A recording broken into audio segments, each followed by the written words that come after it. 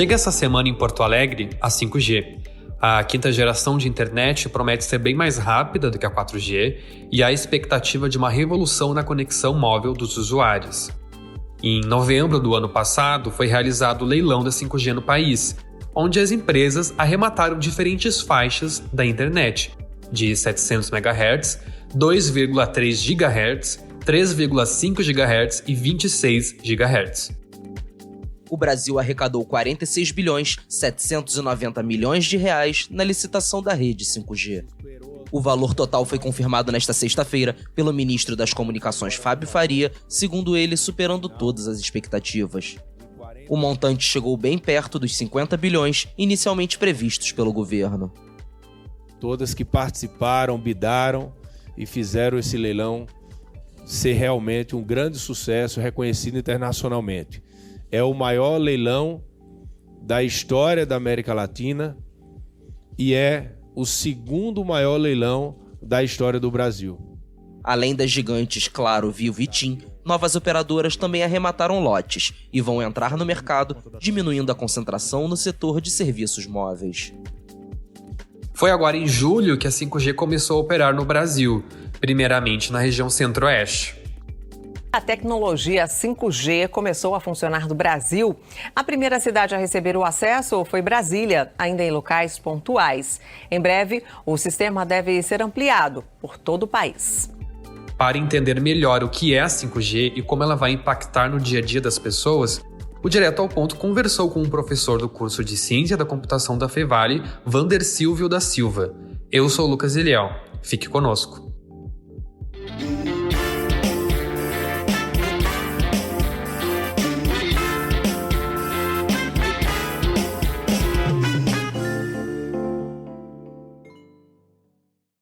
Vander Silvio, para começar, eu te pergunto o que é a 5G e qual a diferença dela para a 4G, que nós já estamos acostumados.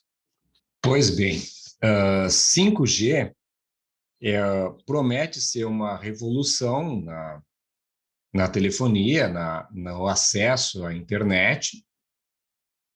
Em relação ao 4G, ela aumenta em muito a velocidade, é para chegar a 1 gigabit por segundo.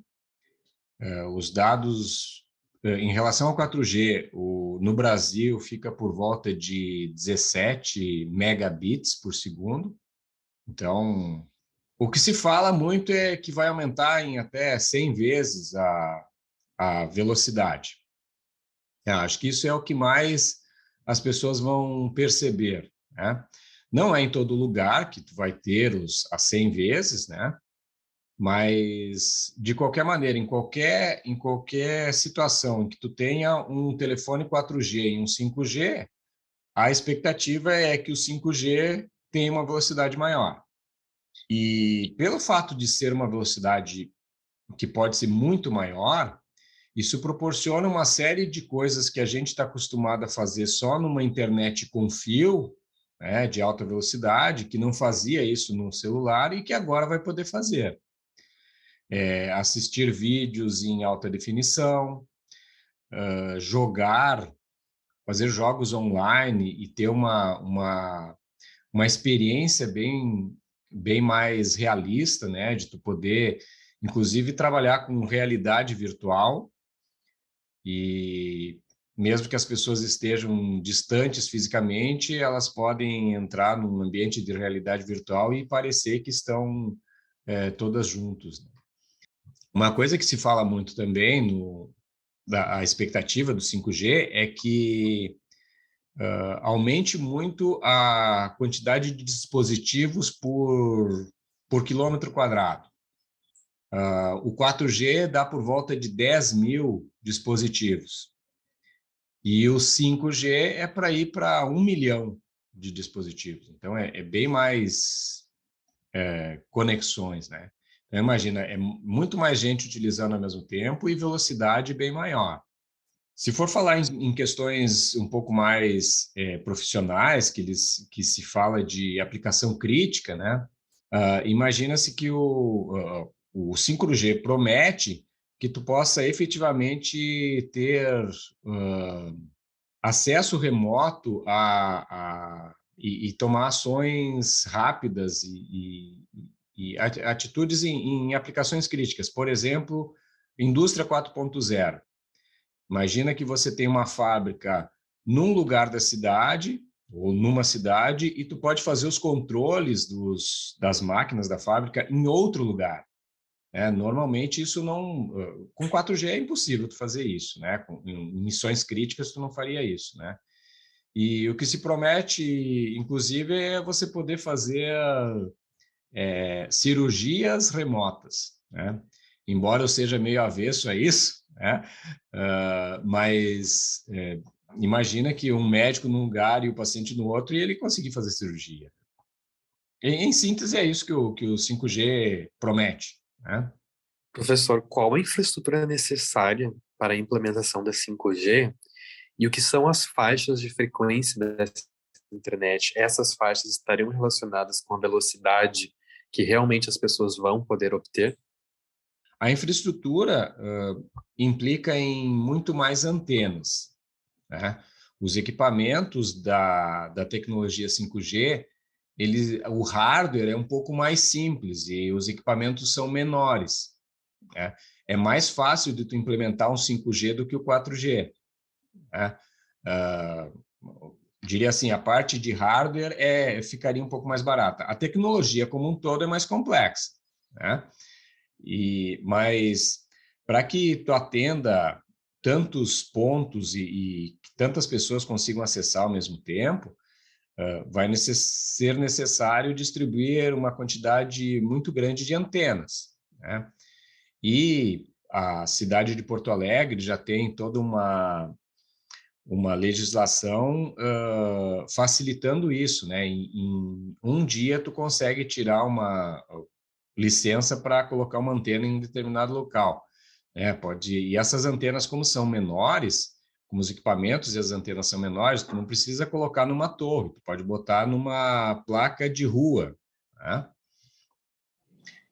Com relação às velocidades, foram licenciadas quatro velocidades, com relação às frequências. As frequências foram licenciadas 4 frequências, 700 MHz, 2.3 MHz, 3.5 GHz, desculpa, gigahertz, e 3.5 GHz e 26 GHz. A maior parte das aplicações provavelmente vai ficar em cima de 3.5 GHz.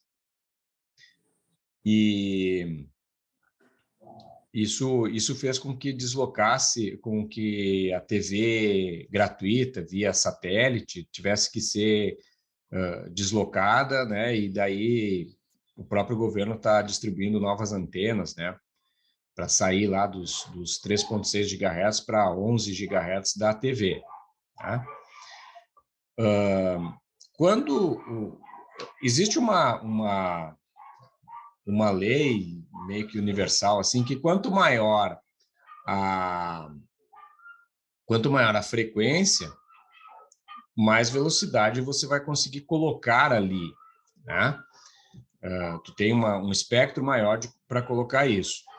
Então, as velocidades mais altas do 5G, a gente vai conseguir lá nos 26 GHz. Então, os 1 gigabit por segundo vai ser conseguido lá nos 26 GHz, ou 10 gigabits por segundo, lá nos 26 GHz. E quando tu aumenta a frequência, por conta dela ser um pouco mais delicada, ela atinge uma distância menor. Então, aumentou a frequência, diminuiu a distância. Aí, como é que tu vai atender, por exemplo, uma zona rural que tem distâncias bem maiores? Aí tu utiliza as frequências menores e daí tu atende uma distância maior. Já se teve aí a experiência de, mesmo antes de licenciarem as novas frequências, algumas operadoras já estavam oferecendo, né, nas mesmas frequências do 4G, oferecendo 5G, né? Por conta de uma técnica de compartilhamento de frequências E nessa situação, a gente já via que, já dava para perceber que o 5G tu tinha uma velocidade maior. E toda essa tecnologia do 5G permite uma conexão mais estável, uma conexão mais robusta. Então, uma série de problemas que de vez em quando a gente encontrava no 4G, se espera que no 5G não tenha. Que tu tem uma coisa muito mais próxima do que tu tem, por exemplo, em casa com uma ligação via fibra óptica. Para ter acesso a 5G, Wander Silvio, as pessoas vão ter que trocar de celular? Sim.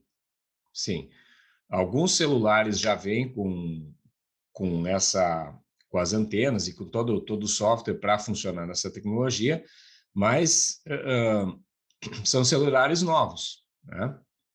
Então, vai ter que trocar de celular. Também uma outra coisa importante é verificar se naquela região onde a pessoa se encontra existe sinal de 5G, né? E as operadoras ofereçam essa tecnologia, né? Isso começa aí nas grandes cidades, né? Começou lá em Brasília, agora vai ter Porto Alegre, São Paulo, acho que Belo Horizonte, algumas capitais, mas a ideia é que isso se expanda e consiga atingir pelo menos os grandes centros, né? Como o Brasil tem essas dimensões continentais, não é de uma hora para outra que vai ter 5G em todos os lugares, né? Existem lugares mais remotos que ainda funciona o 2G, né? Então, mas assim, acredito firmemente que, claro, como a tecnologia é nova, tu vai comprar um plano de 5G, vai ser mais caro hoje, né? Mas a tendência com o uso massivo dessa tecnologia, isso baratear e ficar bem competitivo com 4G. Sim, e essas tecnologias 2G, 3G, 4G, elas continuam operando, né? Sim. Se for ver, em alguns países, como, por exemplo, os Estados Unidos, em vários locais, eles já tiraram o 2G, né? No Brasil, pelo que eu vi, algumas operadoras estavam falando aí de continuar com o 2G, porque existem locais que tu só tem o 2G, né? Não tem como tu não pode deixar aquelas pessoas sem comunicação, né? E outra questão existe uma série de equipamentos que funcionam só no 2G. Essas máquinas de cartão de crédito, algumas um pouco mais antigas, elas só funcionam no 2G. E seria um gasto muito grande que, no final das contas, é o consumidor final que teria que pagar, né? Se tivesse que trocar tudo isso. Então, apesar de ter o que normalmente acontece começam a aparecer novas gerações, as gerações antigas vão sendo desligadas, né? Mas a expectativa é que tenha aí o 3G pelo menos uns 4, 5 anos, o 4G mais que isso ainda, né? Então, não é uma necessidade premente das pessoas irem lá trocarem de celular e ter que todo mundo ir para o 4G, né? Isso pode ocorrer paulatinamente, né? É claro que depois que tu tem uma experiência, né? É que nem carro, né? Depois que tu tem um carro automático, com ar-condicionado, com direção hidráulica, freio ABS e tudo mais, tu não quer voltar para o carro antigo, né? Então, na medida que as pessoas vão experimentando o 5G, provavelmente vai ter uma aceleração aí de uso e descarte das tecnologias inferiores.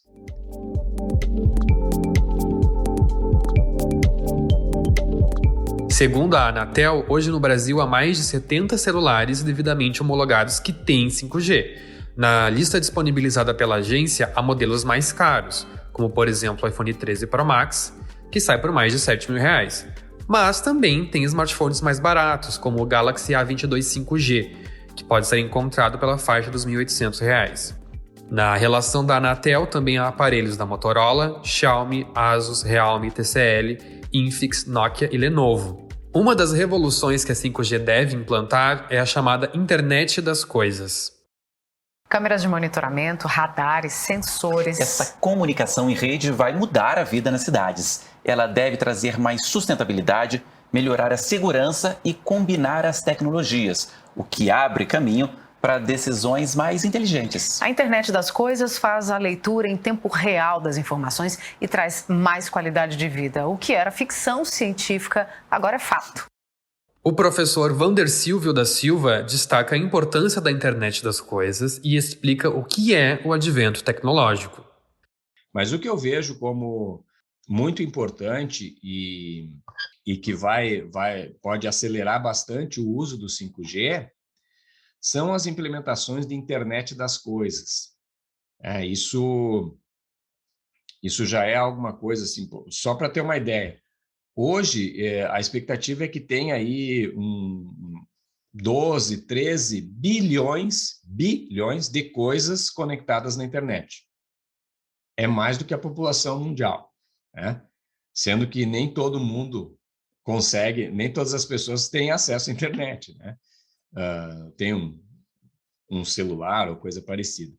Então, atualmente, a internet está virando efetivamente uma internet das coisas, dos dispositivos, de máquina falando com máquina, né?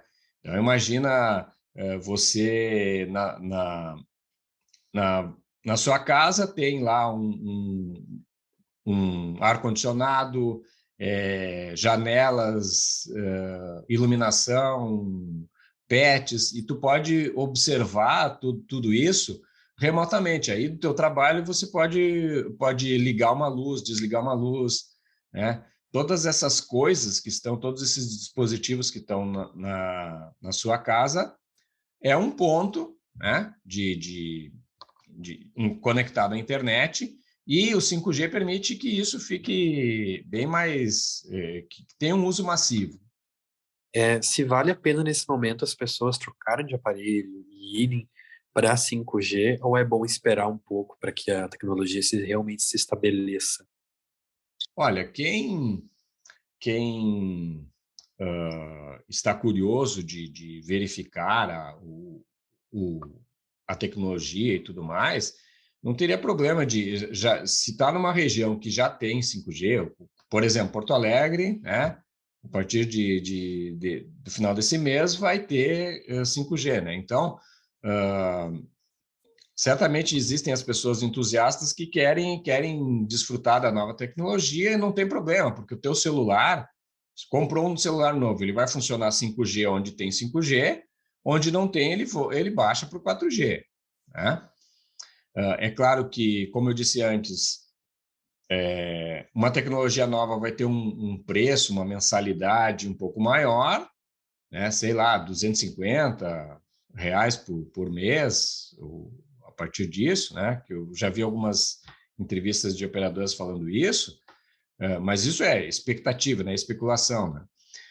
Mas depois a tendência é baixar, né? Então, dependendo do teu interesse, do teu poder aquisitivo, né? Tu pode comprar agora ou tu pode esperar um pouco para ter mais pontos de uso do 5G.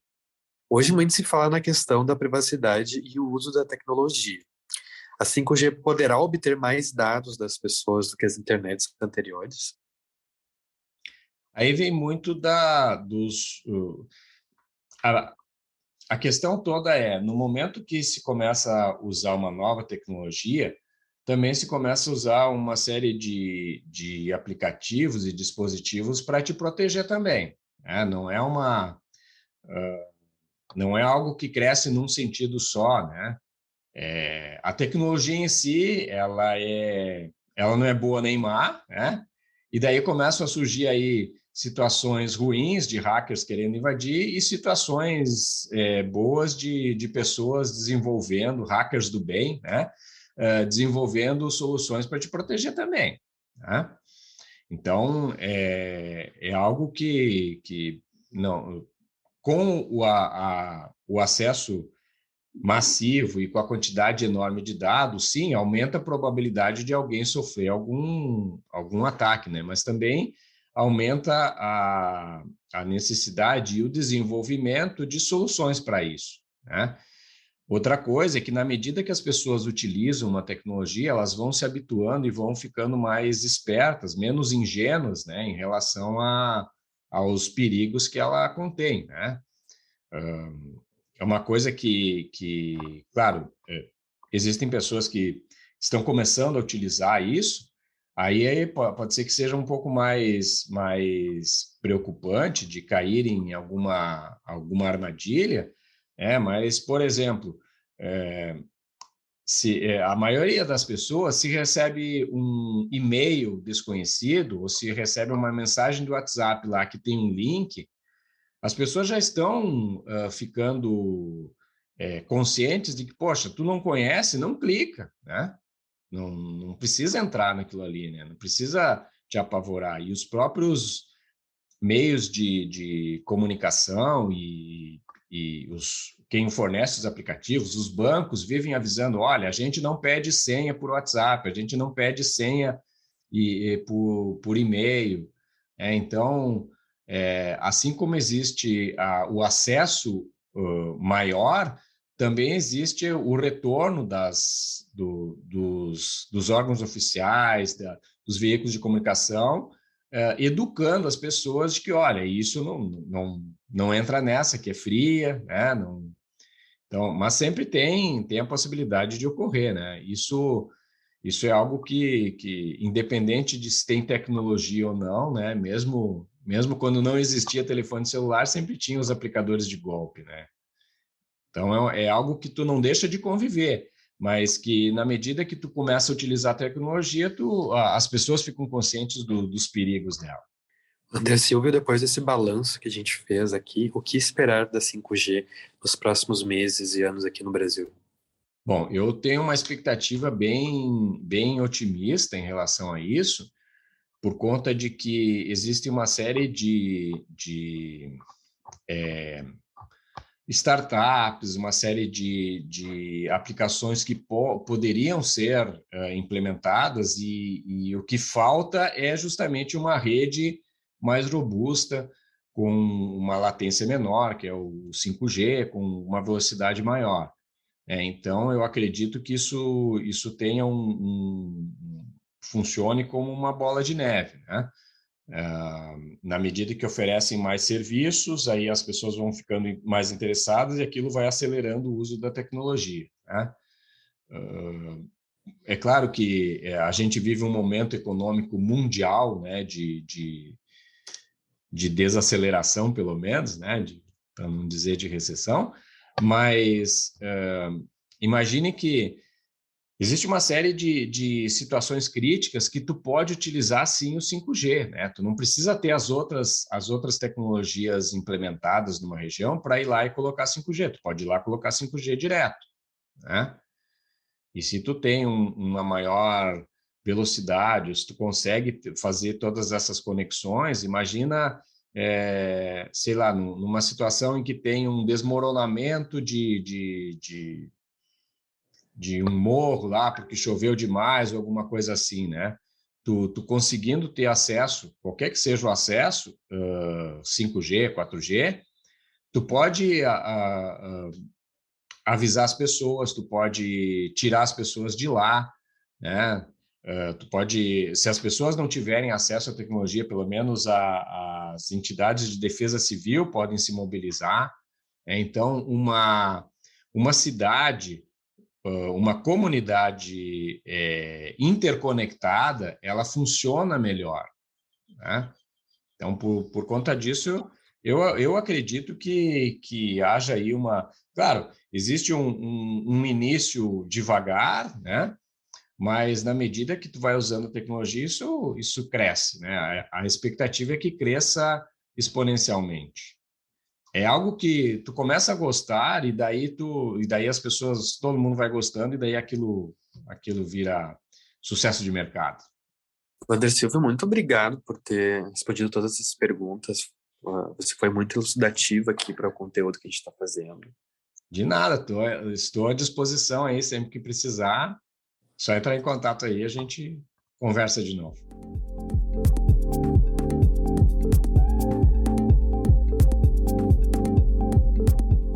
Se gostou desse episódio, não se esqueça de escutar outros podcasts feitos pela equipe do Correio do Povo, no site do jornal, no YouTube ou no seu aplicativo de streaming favorito. O Direto ao Ponto de hoje teve produção e apresentação de Lucas Eliel, coordenação de Márcio Gomes e Brenda Fernandes, além da edição de Alia Falencari e assistência de Matheus Oliveira. O episódio também utilizou áudios da Record TV, TV Brasil e AFP. Obrigado por ter nos acompanhado. Até a próxima!